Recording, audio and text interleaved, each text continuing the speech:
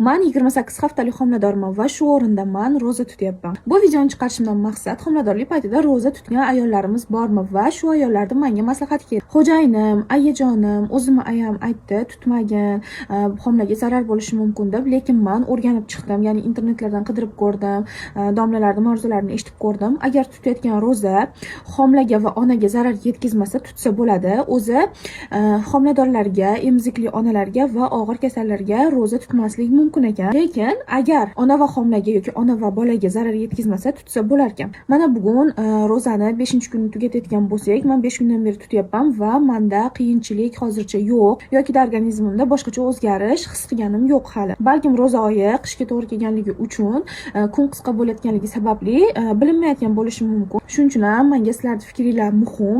Homiladorlik paytingizda roza tutganmisizlar va necha haftalik paytida tutgansiz va sizlarga yomon ta'sir qilmaganmi bu? Rovna bir hafta tutib turib, keyin uziga bormoqchi edim. Shtobi bilmoqchi edimki, hech qanaqa o'zgarish bo'lmayaptimi? Agar o'zgarish bo'layotgan bo'lsa, roza tutishni to'xtataman. Agar o'zgarish bo'lmasa, 1 oy to'liq roza tutmoqchiman. Shuning uchun menga onalarda fikri juda ham muhim. Agar sizlar roza tutgan bo'lsanglar, fikringlar yozib ketinglar yoki-da bu haqda biladigan bo'lsanglar, kommentariyada fikringlar yozib ketsanglar, men har bitta fikrni o'qib chiqamanda, xulosa chiqaraman o'rtoqlar. Keyin homiladorlik haqida menda juda ham ko'p savollar bor va bu savollarda o'sha yosh onalardan yoki-da ko'p farzandli onalardan so'rasam bo'ladimi? Kommentariyalar orqali javob berasizlarmi, yo'qmi? Buni ham yozib ketinglar, iltimos.